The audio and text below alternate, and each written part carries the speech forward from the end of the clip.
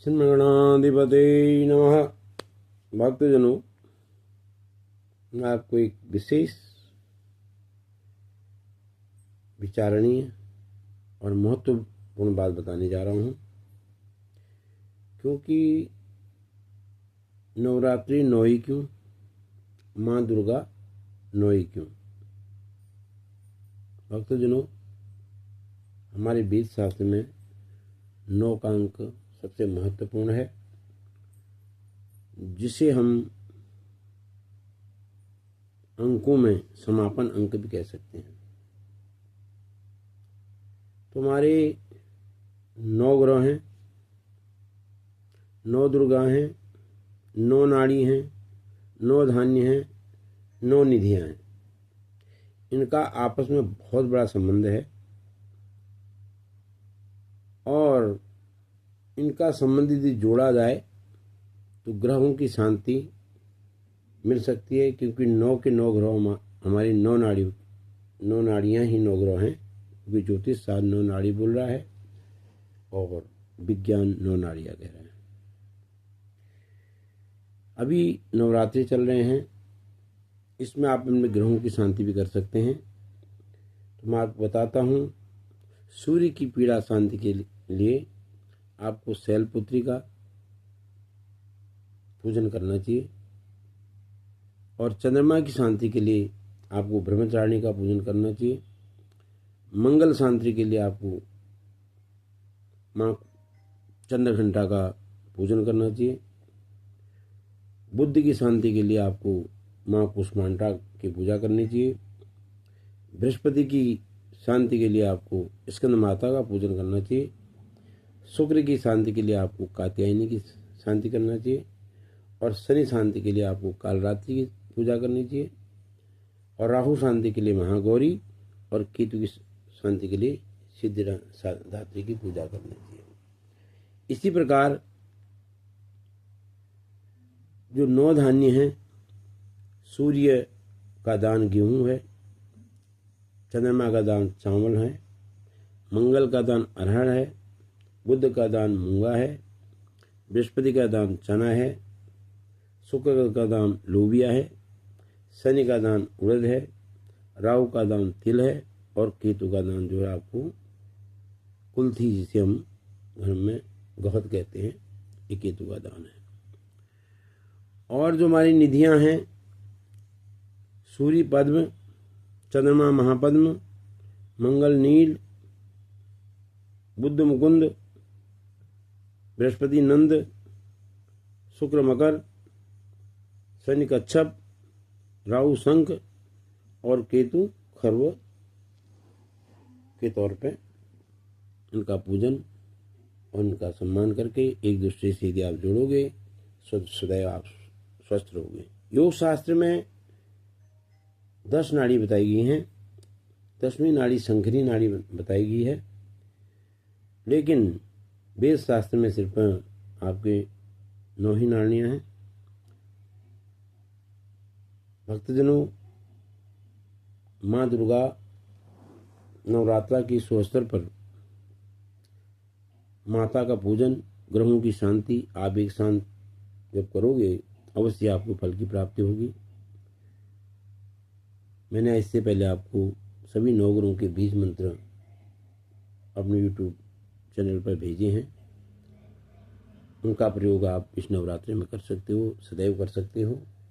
और इस नवरात्रि में सूर्य पीड़ा की शांति हेतु आप शैलपुत्री माँ का पूजन करें। चंद्रमा की पीड़ा शांति के लिए आप ब्रह्मचारिणी का पूजन करें। मंगल की शांति के लिए आप चंद्रघंटा माँ का ध्यान करें। बुद्ध शांति के लिए आप माता कुष्मांडा का ध्यान करें, पूजन करें, उनके 20 मंत्रों का जाप करें। बृहस्पति पूजन के लिए आप स्कंद माता का, शुक्र शांति के लिए कात्यायनी माँ का, शनि शांति के लिए कालरात्रि का।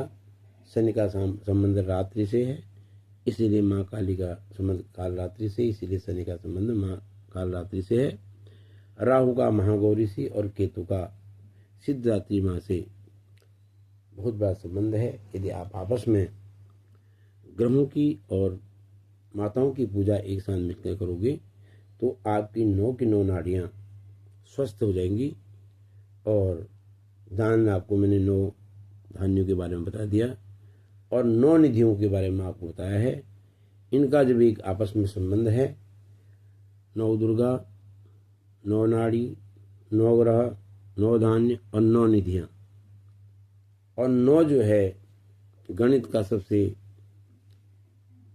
अंतिम अंक है, क्योंकि ज्योतिष शास्त्र में या गणित में आपका 1 से 9 तक के अंक के प्रयोग में किया जाते हैं, और जो 10वां अंक हम प्रयोग में लाते हैं वो शून्य है। शून्य ऊंचाई और नीचाई के बीच में परिवर्तन करने वाला एक अंक है। यदि शून्य आपके आगे लग जाए तो आप नीचे चले जाएंगे, और आपके पीछे चले जाएं तो आप 10 गुना ऊपर बढ़ जाएंगे। तो भक्तजनों, ऐसे ही नवरात्रि नहीं मनाए जाए। 9 दुर्गा इसलिए नहीं है, 9 ग्रह इसलिए नहीं है, इनका संबंध हमारे शरीर से जुड़ा हुआ है।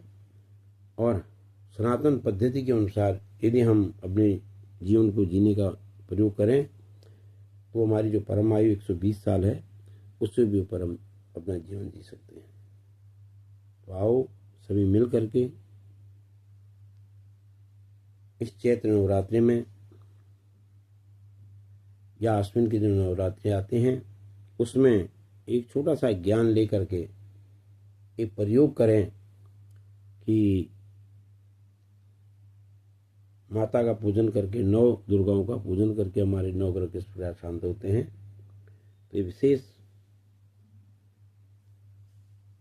जो मैंने आपको बताया है, इसे आप शेयर करना, सब्सक्राइब करना, लाइक करना, और जितने आगे से आगे ज़्यादा से ज़्यादा लोगों से सनातनियों तक भेज पाओगे उनको ज़रूर भेजना। जन जन तक जब हमारे सनातन की जो पौराणिक पद्धति पहुंचती है तो सनातन जागता है, हिंदुत्व जागता है। तो उसके लिए घर बैठे हमें शेयर करना चाहिए, जिससे कि सहस्त्रों लोग, लाखों लोग, करोड़ों लोग उसका फायदा उठा पाएं। मैंने चैनल धन कमाने के लिए नहीं बनाया है, मैंने चैनल परोपकार के लिए बनाया है, जिससे कि जन जन तक ये मेरे छोटे से ज्ञान से जन जन तक हमारे ग्रहों का, हमारे शरीर का और हमारी सनातन की पद्धति का प्रचार हो, और हम लोग सभी सनातनी मिल करके हमने पौराणिक वेद ग्रंथों को आगे बढ़ाते जाए, अपने बच्चों तक हमको आगे पहुंचाते जाए। नमस्कार, धन्यवाद, सदा सुखी रहो। नवरात्रों की आपको हार्दिक शुभकामनाएं।